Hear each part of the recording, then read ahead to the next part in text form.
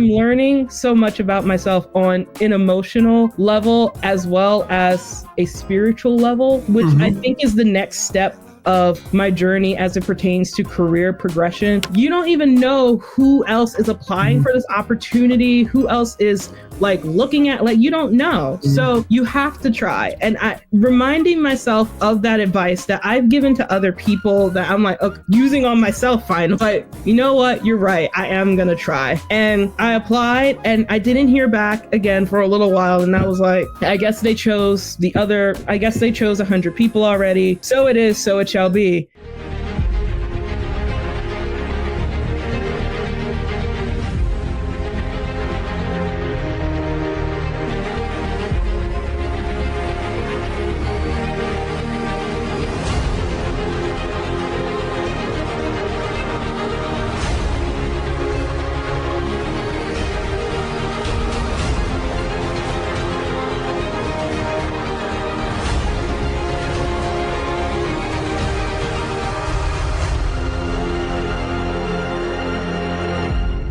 Hello, everyone. Welcome to the Career Education Learning Center podcast. I'm your host, Mitchell Rivers.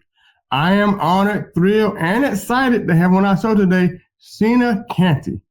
Miss Canty Miss Canty works for the Monroe County Meals on Wheels as a nonprofit communication specialist. I am so proud and honored to have you on our show today. Thank you for having me today, Mitchell. I look forward to talking to you and talking to your audience, and I look forward to chatting. So what do you got for me? Well, first of all, tell my audience a little bit about yourself and your journey to your current career path. That is a very interesting question. I have a very interesting career path, actually. So born in New York in the late 90s, 1998. I am currently 27. My birthday was actually a couple of weeks ago. Congratulations. Thank you. Another year around the sun, like folks like that. Yay! I did it, guys. Yes. So was born in New York, lived there for until I was about 7, and then my folks were like, we need to change. The education system here is not up to par with the education system we like to have in mind for our children. I am the eldest. My brother, he's 3 years younger than I am. So let's just pack up and head on up to Pennsylvania, pretty much, or head on down to Pennsylvania, rather. So we've been here since the summer of 2004. We live in the Pocono Mountains. Beautiful place. We have all 4 seasons, more or less, depending on what year it is. And we have so many beautiful attractions here, whether it's hiking, foods, skiing, snowboarding, the whole like. So education was pretty much up there as well with my folks. Growing up, I always had a service-oriented background. My mother always encouraged us to serve others. Her beliefs fell within her religious foundation when she was growing up, which basically said, we're put on this earth to serve, essentially. And how we serve can be as small as giving someone a glass of water to as big as, holding public offices, inspiring movements and things of that nature. So I really took to heart that. And I found myself, first off, in Girl Scouts, as any young person would.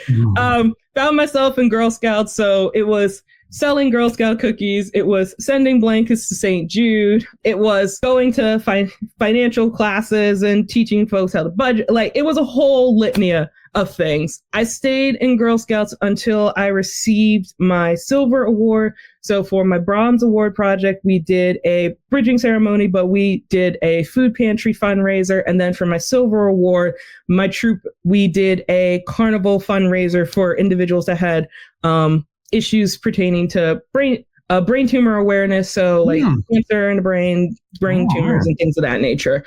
We did that. For my gold award, which unfortunately I was not able to obtain, I wanted to do a film and sessions and awareness centered around, there it is. sometimes it's stuck in the brain, but you gotta bring it out. Hey, that's okay. Hey, we all get stuck in the brain once in a while, especially when we go back. And I told you reminisce, and so I got you like I didn't tell you to go about like the George Jefferson. If you want to watch the Jeffersons, whenever they say George, tell us about your background. Well, I was son of a sharecropper and all that stuff. We have to go all the way back to your age history, just a little bit back to yourself. And I think that's great. Let me interrupt you 1 second. I think that's great. And I don't want my audience to know that you can notice already how much she's participating in events and organizations and clubs. And I think that's very important for young people to do that, because it really could make you a well-rounded person as you get older. But go ahead and continue. No, absolutely. And that is a perfect segue into the very next point. So I unfortunately did not get my gold award, but I was very active during my collegiate years. I had the opportunity to be president of my Pan-African Caucus. I was president of my National Honor Society of Leadership and Success, or NSLS for short. I was actually the founding president, and I was the youngest president at the age of 18. Wow. I was in charge of, it was very interesting. I went from being captain to small reading Olympic team to being a president for a chapter of 400 members. And I was like, oh, this is a lot. What do I do? But thankfully, the leadership skills that I built through my years with Girl Scouts, as well as my collegiate years, because when I first started in college, I went to school to do film and TV. So I did a lot of the gen ed classes and things of that nature, but I've always had a ankling towards literature, reading, writing, the arts, and things of that nature. So I had a logistics-oriented bone. I just needed a place to put it, essentially. So I was able to induct an additional 100 members before my term was over. So by the end of my term, I had 500 members as part of our NSLS chapter. And that was on both we have 2 campuses for Northampton Community College. That was both on the Pocono campus, which I'm based at, and I started the movement to get a chapter there on that campus. There's now a chapter there at that campus, thankfully. And then the Bethlehem campus, which is the main campus, we call it, which is where all the majors such as like TV and movie, TV programming, biology, chemistry, nursing, and things of that nature. That's where that core is, essentially. So I did that. During that time too, I was also a communications coordinator volunteer for women of color for advancing peace and security. It's WCAPS for short. And basically I got the opportunity to plan events centered around peace and security. I got to plan mixers and a bunch of other things. So I got the opportunity to be in the room with a lot of the folks that you see now in administrative positions previously and currently now. Yeah. And again, my whole motto is just give it a try. You never know unless you give it a try. So I'm very much like a sure, why not kind of person. So from moving with WCAPS into the State Department, which again was another like, sure, why not kind of opportunity, they had a virtual internship program. And similar to any program, you sign up, you get interviewed, you pick the organization you want to go with, and you go with the organization. And I've never done anything pertaining to international relations whatsoever. My only international relations was I love Australia and I love the flags of different countries. They never had stickers with the different flags on it. So what I did is I used to print out photos. Like I used to copy and paste the different flag images in a document. And I used to print out that and I used to cut them out and glue them on the front of my binder, all the places that I wanted to go. And outside of that, I didn't know anything about international relations, diplomacy. I didn't know anything about all of that. So thankfully, let me ask you this here. I'm going to interject. I'm going to interrupt. Yeah, no. I've been interviewing a lot today because you're just so exciting adventures. Let me just say that. So you're in love with Australia. That's the outback, right? Yes. So you love the kangaroos, Australia, the Sydney, the big famous the Opera theater House. they had. Yes, Opera House and everything else. So do you like Outback Steakhouse too? I've only been there One time. Oh my goodness! How can you only be the Outback? I know. And you only love Australia. I know. It's literally centered around Australia, and I've only been one time. It's one of those things where, unfortunately, the Poconos doesn't have. We don't have that, so you would have to travel to like New York and New Jersey to do that. And I do so many different things. I'm like, I don't know when I would have time to go. But now that you mention it, Mitchell, I have to make a visit back. So it wouldn't be right. As someone that loves Australia and the Oceanics, like I can't not love Outback. Well, I'm gonna tell you this: if you ever come down to North Carolina, I will take you to Outback personally. Okay. I'll make sure that you go to Outback. Fantastic. So you have an invitation on air, ladies and gentlemen. You hear from me, and I will invite Shayna to go to Outback with me and my family. We love Outback, so definitely you got a standing invitation, or I should say a sitting invitation. Fantastic. I'm gonna hold you to that. Next time I'm down there, I'll be like, hey Mitchell, so guess what? I'm down in North Carolina. Are we going to Outback today or tomorrow? So that's a good segue too. Is that how you got involved with Meals on Wheels?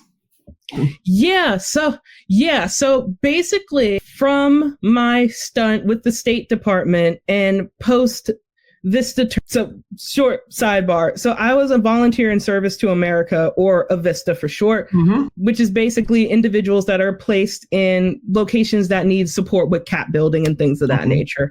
I was at a food insecurity location up in Scranton, Pennsylvania. And I served during 2019 and 2020. So we can fill in the blank as to why I unfortunately couldn't finish my service out. But I was able to do it from a virtual setting. But as a result of that particular time, I was like, I really wanted to do more stuff pertaining to nonprofit and helping other people. I had this marketing and social media background from my college degree, and also other internships that I had been around throughout my duration of time. And I was like, I just want to kind of help people with that skill set, essentially. So Meals on Wheels actually had a job opening for an administrative assistant. And I've never done admin work as a job, but I can piece together from my experience things that have to do with administration, like answering questions, answering phone calls, directing phone calls, scheduling, and things of that nature. But when I went in, I knew that there was a possibility I wouldn't get that as a result of it. So when me and the executive director sat down, it was me being as personable as humanly possible and like having the, at least I tried mentality of it. The next week I met with the staff, and then the one concern that they had was, and I think this happens with everyone once in a while, sometimes I get my numbers mixed up. A little bit of dyslexia, a little bit of undiagnosed dyslexia, in my opinion. But I told them that doesn't affect my work. It doesn't affect my work ethic whatsoever. Like I'm always willing to try, learn, etc. I didn't hear back from them for a little bit, and I was like, okay, I guess I gotta go somewhere else. And then I got an email from the executive director saying, so we selected you. We would like you to come in. And I was like, oh, wow. Okay. This is great. So I got the chance to be their admin assistant, and it was a learning curve mildly because the admin assistant also had to do financial stuff. And I've never done anything. I've never done checks. I've never paid bills, besides my own, of course.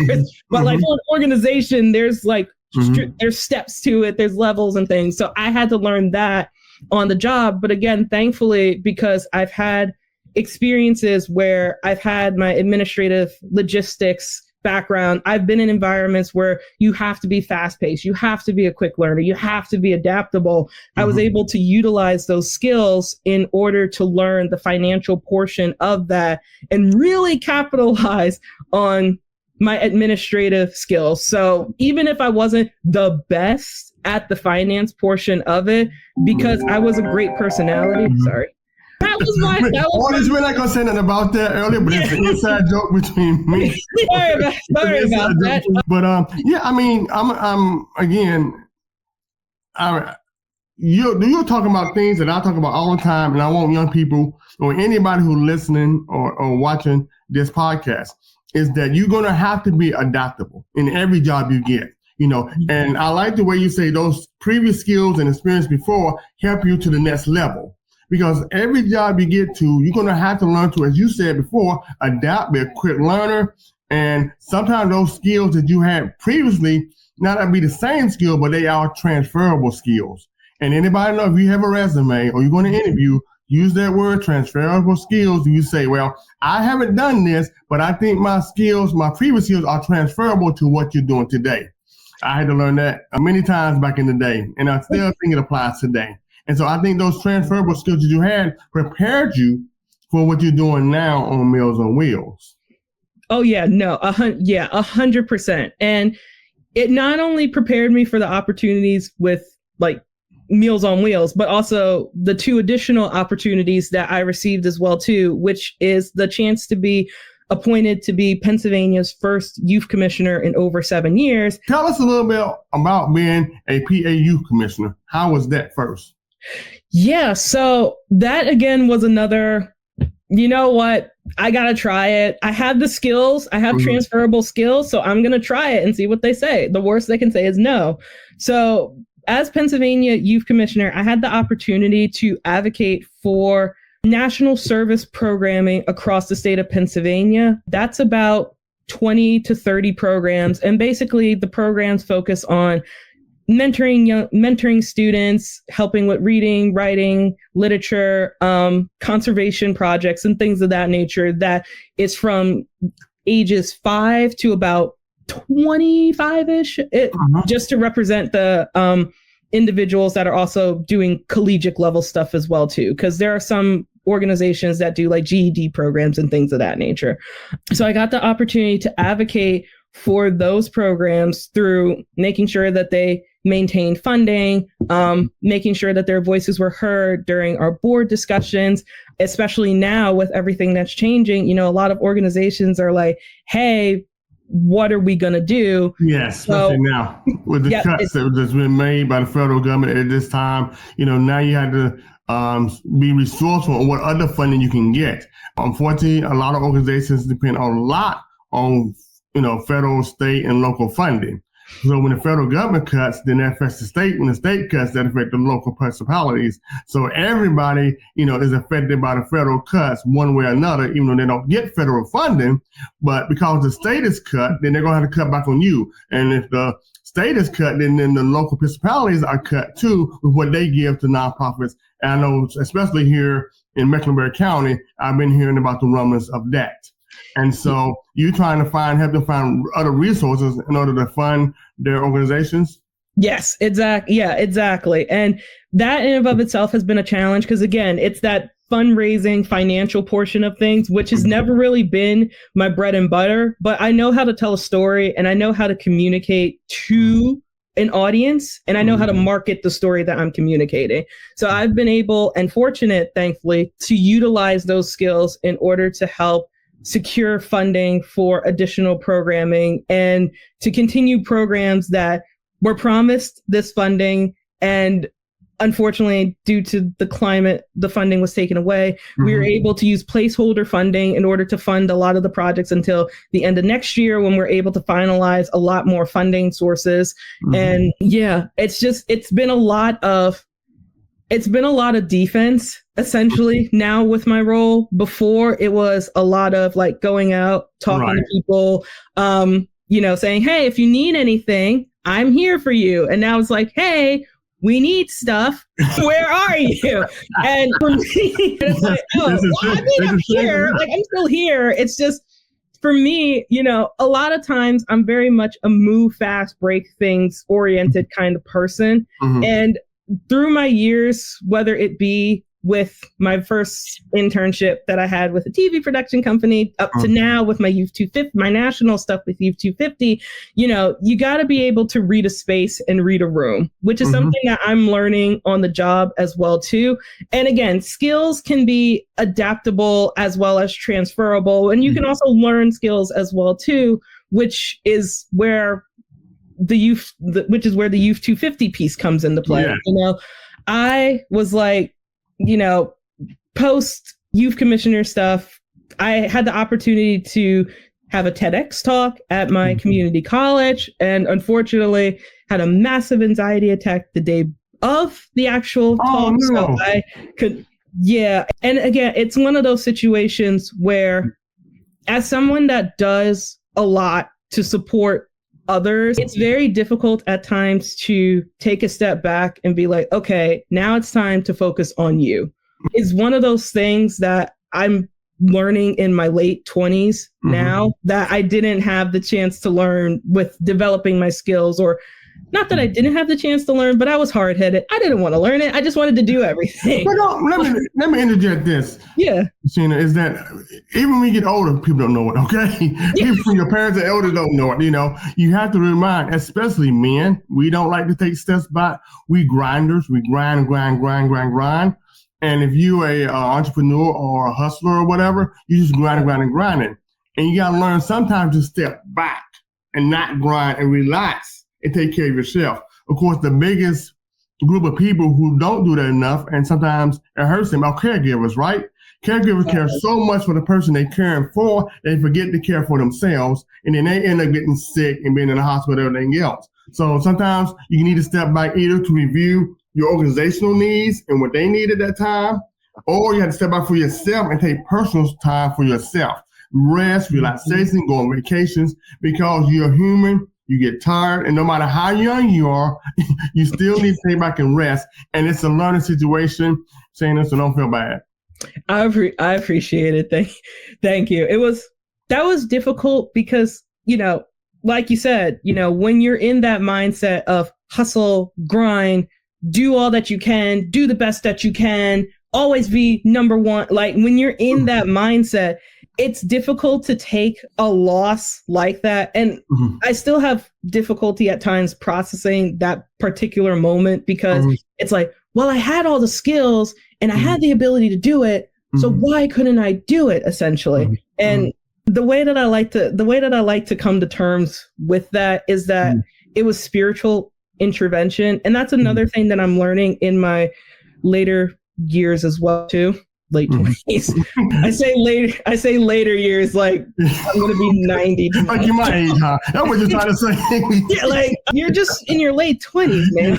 Like, yeah, but you're ever learning. And that's one thing don't ever forget, Shayna, and my audience. You're always learning. I think I repeated this a couple of podcasts before this one, is that you're going to ever learn until the day you die. You're always learning. You hear about recent, I looked on my Twitter and YouTube and stuff, people 75, 85 still graduating colleges, or people who weren't able to graduate high school because they had to, get out of, take out of school and help on the farm or whatever.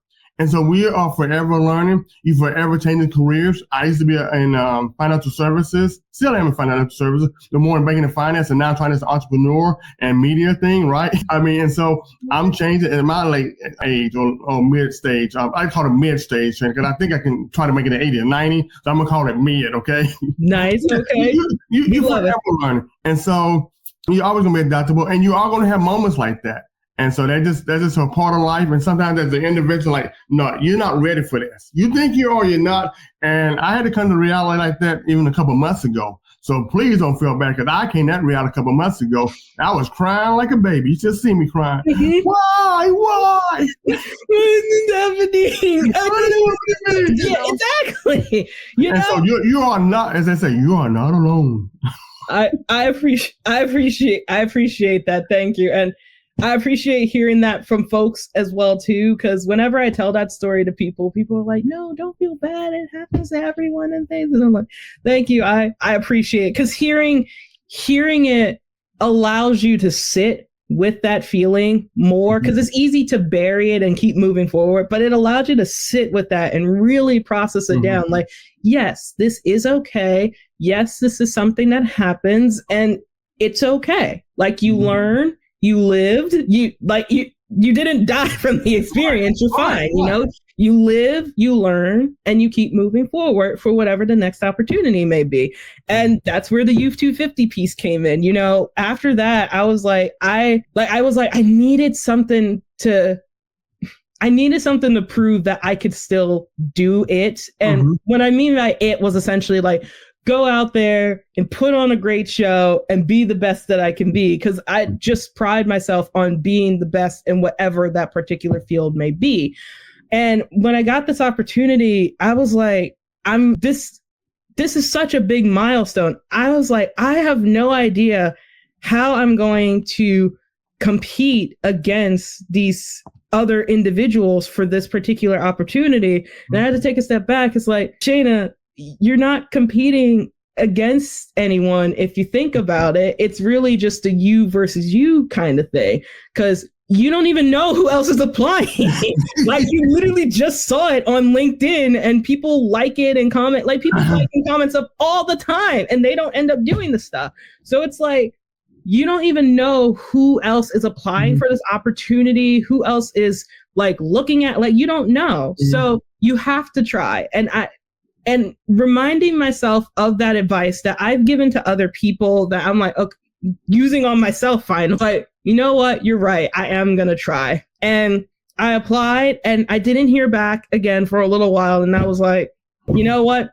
I guess they chose 100 people already. So it is, so it shall be.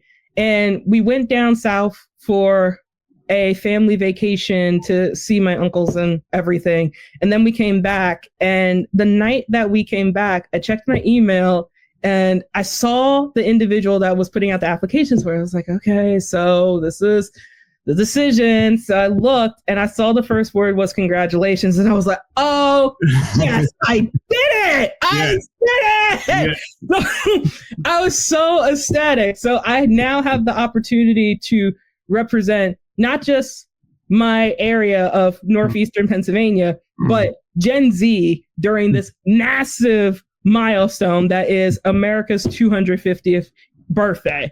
And it has definitely been a whirlwind experience in all the best ways. I'm learning so much about myself on an emotional level as well as a spiritual level, which I think is the next step of my journey as it pertains to career progression, because a lot of the entrepreneurs and millionaires, billionaires, and things of that nature that I listen to, and even speaking with my parents and stuff, you know, the one thing that a lot of folks have in common is they have a strong spiritual base of some kind.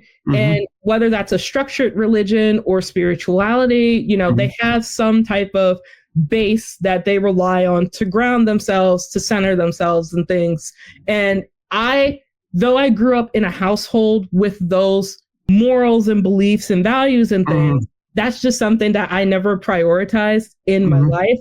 So I'm taking time out during this time also to prioritize, because it's in all of the ways that it's good. It's also been a bit draining too, as well. You know, again, and I don't purposefully mean to bring up the climate, but it's one of those things like, yes, I mean, but it's a part of you. It's a part of the situation. It's a part of the adaptability, the climate. I mean, you know, as I was talking to Shayna before we started the podcast, is that, you know, a person's been 80 or 90 years old would always say, hey, it shall pass over, you know, it shall pass, you know, which means they've been through a lot. They've been, this person is older now, been through depression, they've been through the civil rights, they've been through the 80s, the wars, the Vietnam War, the Storm War, you know, they've been through the Afghanistan, you know, they've been through a lot, they've seen a lot, you know, and so it shall pass too. It is the thing that separates people is being able to adapt when those situations come. You know, your adaptability, your transferable skills, and the inner you, the heart that you have to make it despite those challenges is what separates the people who make it from the people who don't. Exactly. I 1000% agree with that. And I think that's something else that I'm learning too. Like, as much as people are despondent about the current time, there are so many people that are hopeful and optimistic, and they're like, nah, we're not going to let this take us down. We are going to celebrate this milestone, you know. And a lot of folks as well from different minority backgrounds and things of that nature, you know, one of the things that's coming to pass with a lot of them is like, well, how do we acknowledge and celebrate simultaneously? And I always usually am like, the word and, you know, you can acknowledge something is bad and still be able, or acknowledge that something is a part of your history that wasn't, that was bad. I mean, you know, that's just a part of every group, everybody history on that, you know. And so everybody has a history that can be what we call a checkered past or not. It's going straight line. I think what happened is we keep thinking, until you go to school, they almost paint everything as a straight line, here to here. And if you talk to any entrepreneurs, you talk to anybody in politics, you talk to anybody in any type of profession, is that it's going to go up and down, almost like a heart monitor, right? And that's just the way life is. You know, from a Christian standpoint, you know, it's like, you know, everybody keeps saying, well, once I become a Christian, everything goes all right. No, just the opposite happens. They're going to break it down to where you are going to get better. You know, sometimes, like you said before, that breakdown is to make you a better person. You know, sometimes you think you're here and you're not. You know, I just tell people all the time, like Joseph had to go through what he had to go through and become second command of Pharaoh, because to me, if you look at his childhood, he was a spoiled baby, right? Exactly. I mean, his father gave him that coat of colors. He was treated, you know, he was the favorite, and his father let everyone know he was the favorite.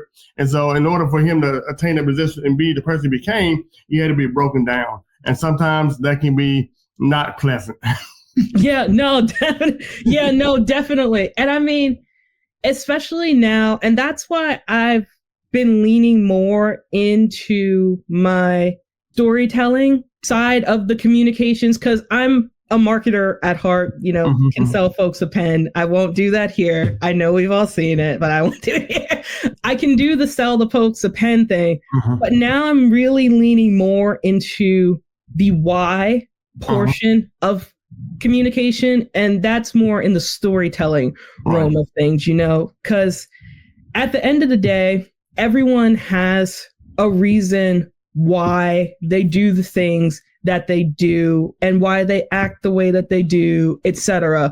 And I'm really honing in on that to not only help folks when it comes to demystifying things that they hear in the media, but also to be able to identify misinformation and disinformation and how that affects different communities and different generations. I mean, one of the stats that we learned through my Youth 250 training was that Generation Alpha is going to be the first generation that's going to have an internet that's like 25 to 35%, 25 to about 35% just AI.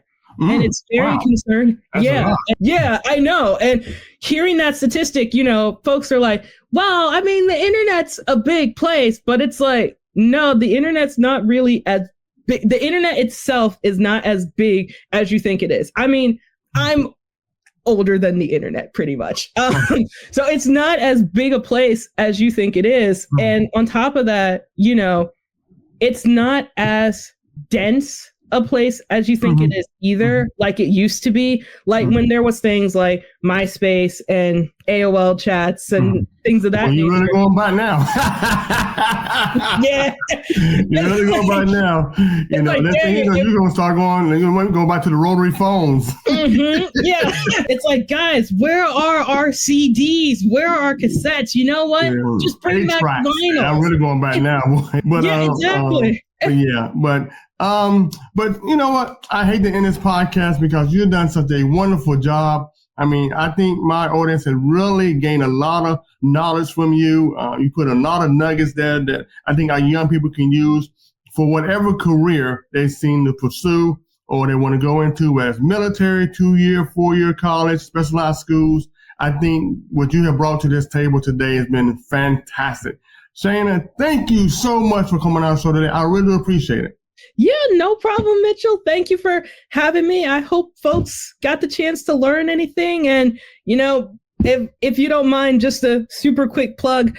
If you guys are out there, of course, feel free to check me out on social media, but also feel free to check out, especially if you're under the age of 25, Gen Z, under the age of 30, Gen Z, there it is. Feel free to check out youth250.org. And you can see all the organizations that we're working with, all the major projects that we have going on, and all the individuals who got selected alongside me, maybe they're right there in your own neighborhood. So you can go say hello, chat with them, find out what they're doing for the 250th, and really start getting involved. Because I think the best place to start getting involved, if you're having questions of what exactly do I do next and how do I get involved, it's with your local communities. So, and it's with Youth 250 especially. So feel free to check that out. And yeah, thank you for having me again. I appreciate the spot to talk to everybody.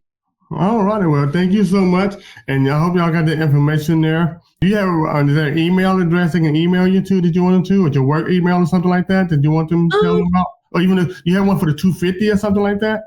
So I unfortunately don't have one for the 250, but folks are more than happy. Well, you're on LinkedIn, so ladies and gentlemen, she is on LinkedIn, so send her a message through LinkedIn. Okay. Yes, exactly. Yes, exactly. Please send me a message on LinkedIn. Send a message through LinkedIn. Yeah, exactly. And I mean, you'll see you'll look in the subtitle. Yeah, look at our post. Hey, I checked out our post about a fantastic person. That's why I got in touch with her to be on our podcast today. So, Shayna, thank you so much for coming on our podcast. And I'd like to thank our audience for joining me, Mitchell Rivers, on another episode of the Career Education Learning Center podcast, where we make your career dreams a reality. God bless. Hey.